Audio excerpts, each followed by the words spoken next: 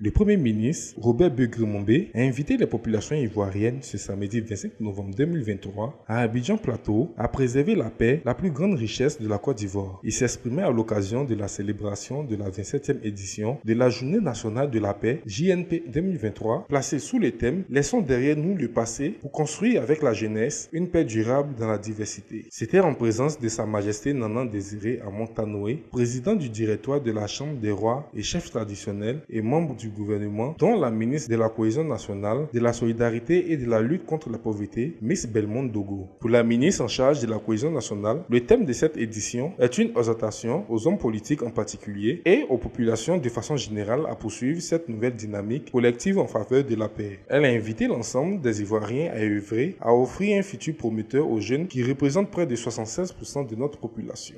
À une période où notre sous-région est en proie à des turbulences politico-sociales et doit faire face à l'extrémisme violent, la Côte d'Ivoire apparaît comme un phare pour la paix que nous devons maintenir allumé pour guider les générations futures. Notre engagement à tout instant à bâtir la paix doit nous permettre de consolider davantage nos acquis en termes d'unité et de développement.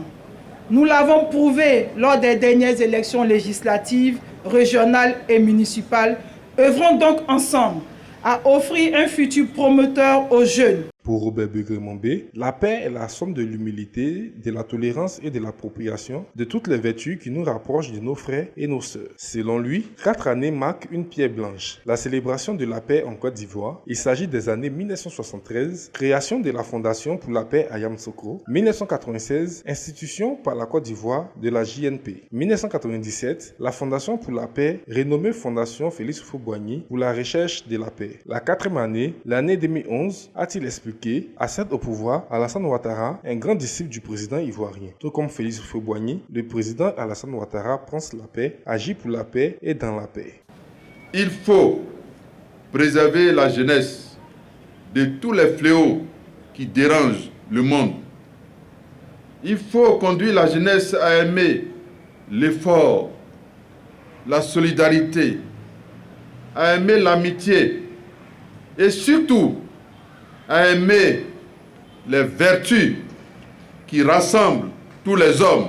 Grâce à son esprit de paix, le président Alassane Ouattara a mis en œuvre toutes les conditions qui favorisent le retour en Côte d'Ivoire de ceux et de celles de nos frères et sœurs qui momentanément étaient à l'extérieur.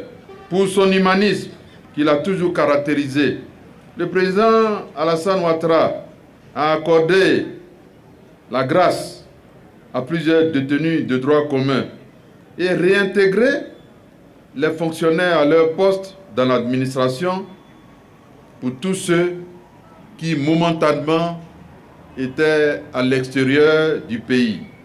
C'est un signe qui parle à l'intelligence et au cœur de tous ceux et de toutes celles qui analysent avec beaucoup de sérénité tout ce qui contribue à la vie des hommes sur cette terre. Le chef du gouvernement a encouragé et félicité la ministre Belmondo Dogo pour avoir associé la jeunesse ivoirienne à l'édition 2023 de la JNP.